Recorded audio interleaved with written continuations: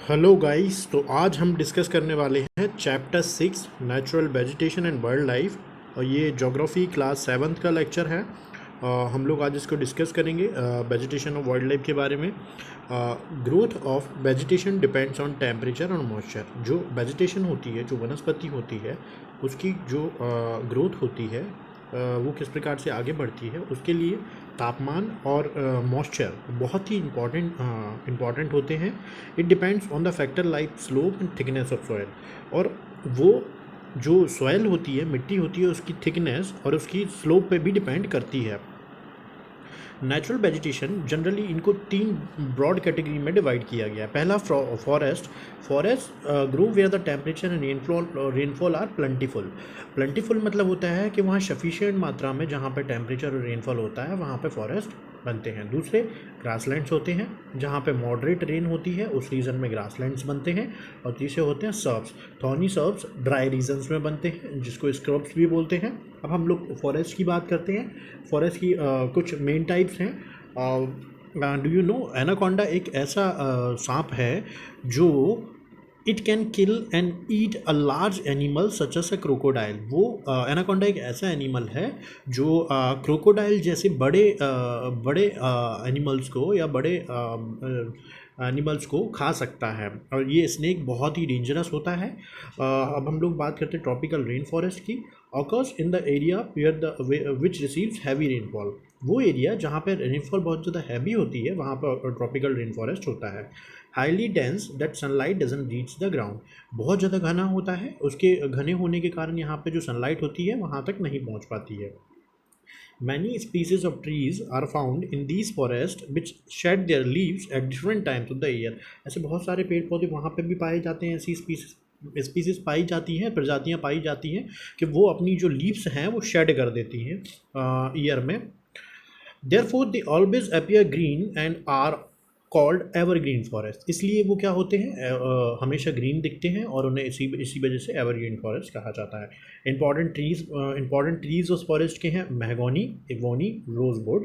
Occurs in the region near the equator and close to the tropics. ये जो होता है इक्वेटर के पास में होता है, जो कि क्लोज होता है ट्रॉपिक्स के। अब हम बात करते हैं ट्रॉपिकल डेसिडियस फॉरेस्ट की। इनको मॉनसून फॉरेस्ट भी कहा जाता है। ये एवरग्रीन फॉरेस्ट से थोड़े से कम लेस डेंस होते हैं। ये अपनी जो ड्राई सीजन्स होता है उसमें क्या करते हैं, अपनी लीड्स को शेड कर देते हैं वाटर को कंजर्व करने के लिए।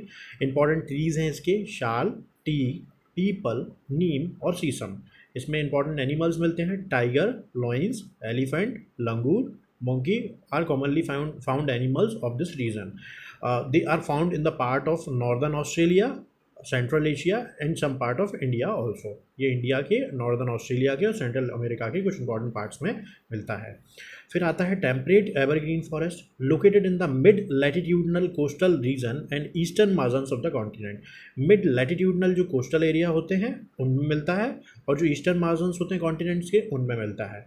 इन south east USA, south China and south east Brazil. ये साउथ ईस्ट यूएसए में मिलता है, साउथ चाइना में मिलता है और साउथ ईस्ट ब्राज़ील में मिलता है।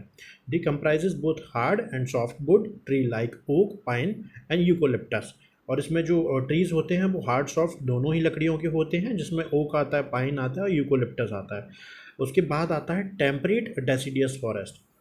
Temperate deciduous forest highly latitudes पे होते हैं। ये found in north eastern part of USA के नॉर्थ ईस्टर्न पार्ट में, चाइना में, न्यूजीलैंड में, चिली में and also in coastal regions of western Europe. और इसके साथ में यूरोप के वेस्टर्न रीजन्स में भी मिलते हैं। This shade there leaves in dry season. वो अपने सूखे के समय में अपनी जो पत्तियां हैं उनको शेड कर देते हैं। The common trees are oak, ash और बीच। कॉमन ट्रीज हैं वहाँ के। एनिमल्स हैं deer, foxes, bogs, birds and peasants, monals are commonly found animals of that area. Mediterranean vegetation की बात करते हैं। West and south west margins पे मिलते हैं कॉन्टिनेंट्स के ये वेजिटेशन।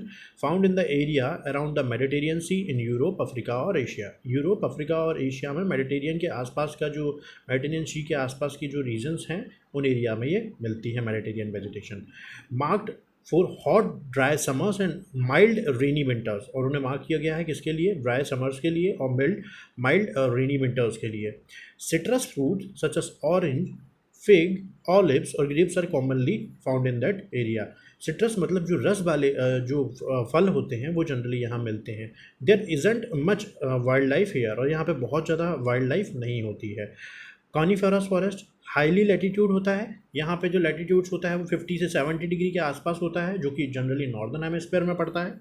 ऑल्सो कॉल्ड टैगा, और इन्हें टैगा भी कहा जाता है। Seen in the higher latitudes, और जो कि हायर लैटीट्यूड्स में मिलता है। दे आर टॉल, वो टॉल होते हैं। सॉफ्ट वुड और एवरग्रीन ट्रीज होते हैं, जो उनकी वुड होती है वो थोड़ी सॉफ्ट होती है और एवरग्रीन रहते हैं। The wood of these trees are very useful for making pulp बनाने के लिए ये जो ट्रीज़ हैं इनकी जो वुड होती है, लकड़ी होती है, वो बहुत अच्छी होती है। Chir pine and cedar are the important varieties of trees in this forest. Chir pine और सीडर ये जो ट्रीज़ हैं ये इंपॉर्टेंट वेराइटीज़ हैं इस तरह के फॉरेस्ट की, कॉनिफेरस फॉरेस्ट की। Silver fox, mink, polar bear यहाँ पे इंपॉर्टेंट एनिमल मिलते हैं। टैगा मीन्स प्योर और untouched in the Russian language. Russian language में टैगा को बोला जाता है वो एरिया जो बिल्कुल प्योरली इनटच्ड रहा है, जिसको किसी ने टच ना किया।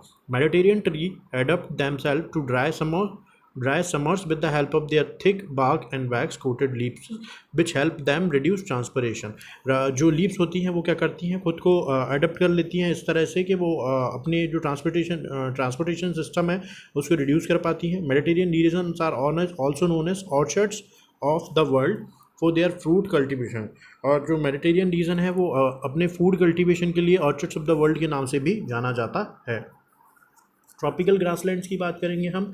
Occurs in the either side of equator extended till the tropics, वो इक्वेटर के दोनों तरफ भी हो सकती हैं जनरली, और ट्रॉपिक्स तक भी जाती हैं grasslands. Grows in the area of moderate to low amount of rainfall, ऐसे एरिया में होती हैं जहाँ पे जो बारिश होती है जो मॉडरेट से लो रीजन की तरफ आती है, वहाँ पे इस तरह की ग्रासलैंड्स उगती हैं। Grass can grow very tall, यहाँ पे जो ग्रास होती है बड़ी टॉल होती है, 3 से 4 मीटर हाइट हो जाती है उसकी। ऐसी सवाना ग्रासलैंड है अफ्रीका में इसका एग्जांपल। यहाँ पे animals elephant, zebra, giraffe, deep leopard are commonly found animals of that area. उसके बाद टेम्परेट ग्रासलैंड्स आती हैं, found in the mid latitudinal zones and in interior part of the continent. Grass here is short and nutritious. यहाँ पे ये जो temperate grasslands हैं mid latitudinal zone पे मिलती हैं, इंटीरियर पार्ट्स में किसी भी कॉन्टिनेंट के। यहाँ पे जो ग्रास होती हैं वो बहुत ही शॉर्ट होती हैं और न्यूट्रिशियस होती हैं। वाइल्ड बफेलो, वाइजन और एंटीलोप्स यहाँ के इंपॉर्टेंट एनिमल्स हैं जो यहाँ मिलते हैं। अब थॉर्नी बसेस की बात करते हैं। Found in dry deserts like regions generally western margins of the continent. ये ड्राई डेजर्ट्स रीजन में मिलते हैं, जनरली जो वेस्टर्न मार्जिन्स होते हैं कॉन्टिनेंट्स के उस पर मिलते हैं। Vegetation cover is scarce here because of scanty rain and scorching heat. Scanty rain और सॉकरिंग हीट के कारण यहाँ की जो वेजिटेशन है वो क्या होती है, कवर्ड रहती है। और फिर उसके बाद आता है tundra vegetation, found in the polar area of Europe के पोलर एरिया में मिलती है। एशिया, नॉर्थ अमेरिका में भी मिलती है। Only Moses, lichens and very small scarps are found here during the very hot summers। और बहुत जो समर होता है वेरी शॉर्ट समर, जो शॉर्ट समर का पीरियड होता है वहाँ पे यहाँ पे लाइकेन मिलती हैं, मोसेस मिलती हैं और बहुत ही स्मॉल स्क्रब्स भी मिलती हैं। Seal, walruses, musk, oxen, arctic owl, polar bear, snow foxes यहाँ के एनिमल हैं important. Grasslands are known by the different name in the different region. Tropical grassland को ईस्ट अफ्रीका में सवाना कहा जाता है, ब्राज़ील में कैंपोज कहा जाता है, वेनेजुएला में लाउंस कहा जाता है।